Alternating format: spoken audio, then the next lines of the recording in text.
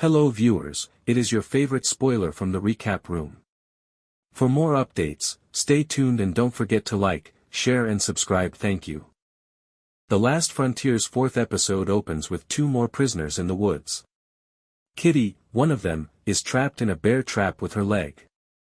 After compelling a woman, who we later learn is a police officer, to release her at gunpoint, her colleague Vivian leaves to seek assistance. It doesn't go well when the woman pulls a gun on them both in an attempt to show courage. After quickly killing this police officer, the 2 prisoners go to her home and prepare for the arduous journey that lies ahead. Frank and Sidney, meanwhile, are now communicating and beginning to work together. However, hackers are searching for the XenoGate account breach. However, since they have already searched 6 miles and discovered nothing, they are not going to continue the search at this time. However, Frank and Sidney are certain that Havlock is still alive. Havlock is still alive, and when we see him again, he is hunting, resupplying, and getting ready for the next phase of his scheme. However, the main focus of this episode is on Vivian and Kitty.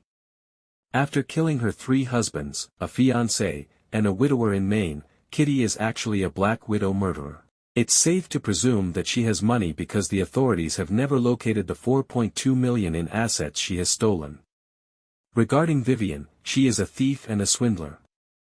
She is the operation's main brain, thus the 2 of them combined are rather hazardous. The 2 are desperate to leave Dodge, so they focus on aero excursions with Kitty's money. When Frank and Sidney learn that flight-seeing trips are offered, they have a strong lead to investigate.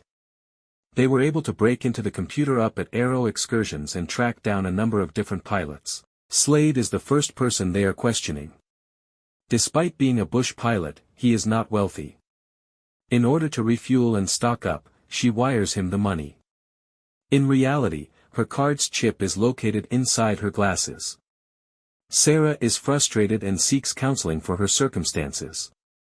Todd Logan, her counselor, agrees to drive her over there so she can see how Luke is doing. But Luke and this paranoid prisoner are currently out and driving together. However, they attempt to lose him by planning an accident, causing the car to crash, and sending the man flying out the windscreen.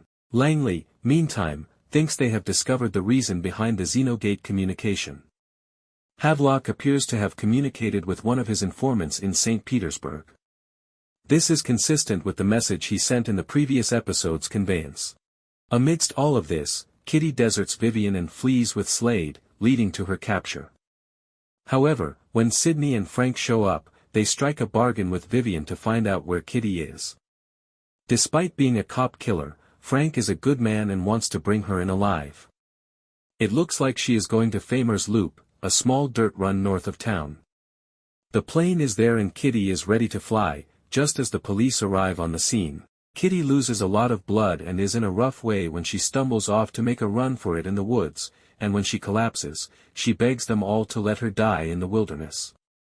Frank realizes what's going on and confronts Vivian just before her release after he and Sidney have been discussing Havlock for some time, especially how he uses deception and manipulation to keep things unpredictable. After looking through her call logs, they discovered that she had submitted a tip for her own arrest. Since they landed, Viv has been using Kitty as a cover to play games with her. It was always about Kitty's money, and when the opportunity presented itself, she took the SIM card for herself. Given their agreement, Frank and Sidney are glad to let her leave, but they demand information about Havlock in return. This individual, who arrived in Fairbanks 24 hours prior to the collision, is Havlock's courier. His name is Vincent Tiago, and he has been lying in wait for some time. Sarah arrives at the cabin in the interim and discovers Luke has left. After surviving the automobile accident, he is now driving and urges Kira to flee as he attempts to apprehend the murderer, sending him in the other direction. Thanks for watching, stay tuned for more updates.